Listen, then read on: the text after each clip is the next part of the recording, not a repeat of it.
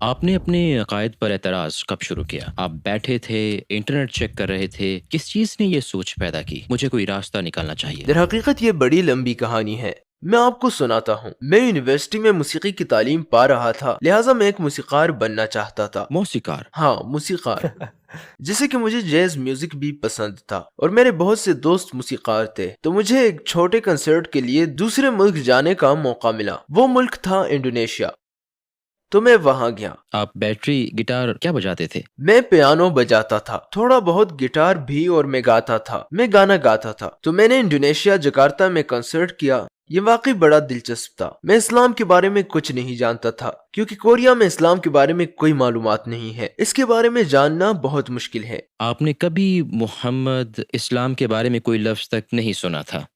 نہیں، لیکن میں صرف جانتا تھا، مجھے نہیں پتا مجھے کہنا چاہیے یا نہیں، لیکن میں صرف دہشت گردوں کے بارے میں جانتا تھا، کیونکہ کوریا میں جب میں چھوٹا تھا تو 9/11 ہوا تھا، اور یہ کوریا میں بہت بڑی خبر تھی، بہت بڑی خبر، لہٰذا مجھے بھی بڑا دچکا لگا تھا، اور وہ اس طرح بات کرتے تھے کہ اسلام ایسا ہے ویسا ہے۔ تو جب میں چھوٹا تھا تو اس وقت یہ سوچتا تھا کہ جیسے اسلام کوئی خطرناک چیز ہے، لیکن جب میں انڈونیشیا آیا میں نے کئی لڑکیوں کو سکارف پہنے دیکھا اور بہت سے داڑھی والے لڑکوں کو جو نماز پڑھتے تھے، تو مجھے بڑا تجسس ہوا، یہ اتنے مختلف کیوں ہیں؟ تو میں نے ان سے پوچھا یہ سب کیا ہے، اور انہوں نے مجھے جواب دیا یہ اسلام ہے اور یہ ان کے ایمان کا حصہ ہے۔ اور در حقیقت وہ بڑے مہربان تھے اور انہوں نے واقعی میری بڑی خاطر مدارت کی۔ وہ ہمیشہ کہتے او کیا میں آپ کی مدد کر سکتا ہوں؟ میں آپ کی مدد کرنا چاہتا ہوں، میں آپ کو اس کا حقدار سمجھتا ہوں، میں آپ کو یہ دینا چاہتا ہوں، میں آپ کو ایک تحفہ دینا چاہتا ہوں۔ تو جب میں چھوٹا تھا تو میں یہ سوچتا تھا کہ جیسے اسلام ایک خطرناک چیز ہے، لیکن جب میں انڈونیشیا آیا تو یہاں لوگوں کو بالکل مختلف پایا۔ وہ اتنے مہربان، اتنے پرسکون اور ہمیشہ مسکراتے رہتے تھے اور ہمیشہ دوسروں کی مدد کرنے والے تھے۔ مجھے لگا یہ سب اس سے مختلف ہے جو میں جانتا ہوں، یہ مکمل طور پر مختلف تھا۔ تو پہلے تو مجھے اس مذہب سے دلچسپی محسوس ہوئی اور میں نے اس سے بڑی عمدہ چیزیں محسوس کی۔ پھر میں واپس کوریا آ گیا۔ اصل میں تب میری صورتحال اچھی نہیں تھی، مطلب مالی حالت اچھی نہیں تھی اور میری فیملی خوشحال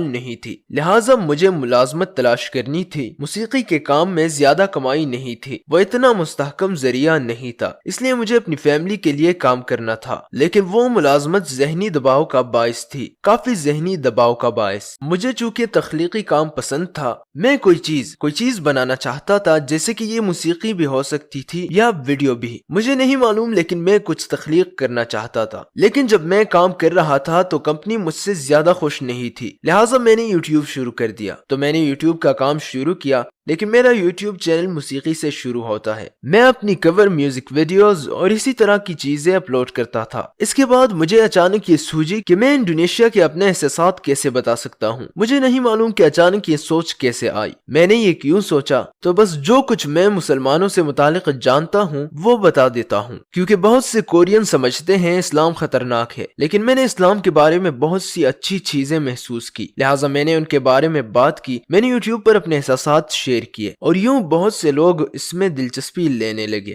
بہت سے لوگوں نے مجھے اسلام کے بارے میں سکھایا۔ مثلا اگر آپ اسلام سے متعلق جاننا چاہتے ہیں تو آپ فلاں سے بات کر سکتے ہیں اور میں امام سے بات کروں گا۔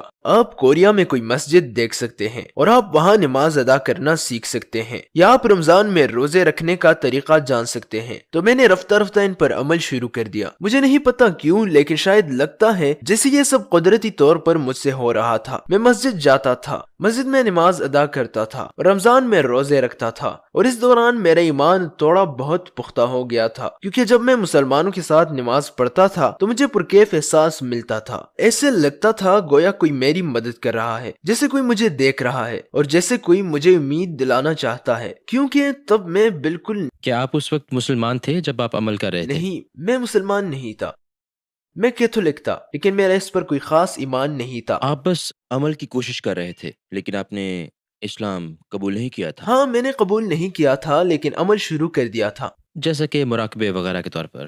ہاں، کچھ ایسا ہی۔ اس وقت میں یہ سوچتا تھا شاید میں اسے قبول کر سکتا ہوں، آخر کیوں نہیں، میں دوسری ثقافت یا دوسرے مذہب کو سیکھنا چاہتا ہوں، اور میں آپ کو بتا چکا ہوں کہ میں اس وقت کچھ ذہنی دباؤ میں تھا، کافی مشکل ذہنی دباؤ۔ دراصل کورین معاشرے میں مسابقت بہت ہے، بہت سخت مسابقت۔ آپ اسکوڈ گیم کے بارے میں جانتے ہیں؟ ہاں، میں جانتا ہوں۔ बिल्कुल उसी की तरह कोरियन माशरा भी है, बिल्कुल वैसा ही, जहाँ सिर्फ एक जीतने वाला होता है और अगर आप नहीं जीतते तो सब हार जाते हैं और आप खुद को नाकाम समझते हैं, हारा हुआ समझते हैं। तो मैं भी ऐसे ही सोचता था कि मेरी जिंदगी ऐसी क्यों है, मैं कामयाब क्यों नहीं हूँ। लेकिन जब उस वक्त मैंने इस्लाम पर अमल किया तो मुझे बड़ा मुख्तलिफ एहसास हुआ। यूं लगा जैसे मुझे कोई गुमशुदा चीज मिल गई हो। मैं खोया हुआ था क्योंकि मैं उस बारे में सोचता था कि मैं कहाँ से हूँ। जैसे स्कूल मुझे साइंस रियाजी से मुतालिक सारा इल्म देता है, लेकिन वो नहीं बताता कि मैं कहाँ से और क्यों आया हूँ और मैं कौन हूँ और कहाँ जा रहा हूँ और मरने के बाद मैं कहाँ जाऊंगा। वो मुझे रास्ता नहीं बताता कि कहाँ जाना है। मेरा ख्याल है इस्लाम ने मुझे इनके जवाबात दिए कि मुझे कहाँ जाना है और मेरी जिंदगी का मकसद क्या है। मेरे ख्याल में ये इंतहाई अहम है क्योंकि मैं बहुत जहनी दबाव में था। मेरी जिंदगी का कोई मकसद नहीं था, कोई मकसद नहीं। जैसे कि मुझे क्यों जाना है, कहाँ जाना है, मुझे कौन से काम करने चाहिए, मेरे पास कोई जवाब नहीं था। लेकिन जब मैंने इस्लाम पर अमल किया और मुसलमान दोस्तों मुसलमान लोगों के साथ रहा और मैं नमाज पढ़ता था तो गोया इस्लाम की रहनुमाई में था। इस्लाम ने मुझे इस सवाल का जवाब दिया कि मेरी जिंदगी का मकसद अल्लाह का हुक्म मानना है, क्योंकि खुदा ने हमारे लिए सब कुछ पैदा किया। रमजान में मुझे इस शुक्रगुजारी का एहसास हुआ। जो खाना उसने दिया, पानी दिया, मुझे जिंदगी दी, दोस्त दिए, फैमिली दी, ये जमीन दी, गोया कि हर चीज। तो उस सोच के बाद मुझ में अपने खालिक की शुक्रगुजारी का एहसास पैदा हुआ। पहली मर्तबा रमजान के रोजे रखते हुए 3 साल पहले हुआ था। उस वक्त मुसलमान नहीं थे? मैं मुसलमान नहीं था, लेकिन मेरा ईमान था, मेरा खुदा पर ईमान था, क्योंकि मैं इस दुनिया में हूँ और सिर्फ खुदा ही मुझे बताता और सिखाता है कि मुझे कहाँ जाना है। सिर्फ और सिर्फ खुदा मुझे सिखाता है कि जिंदगी का मकसद क्या है और अपनी जिंदगी को खुशगवार कैसे बना सकता हूँ।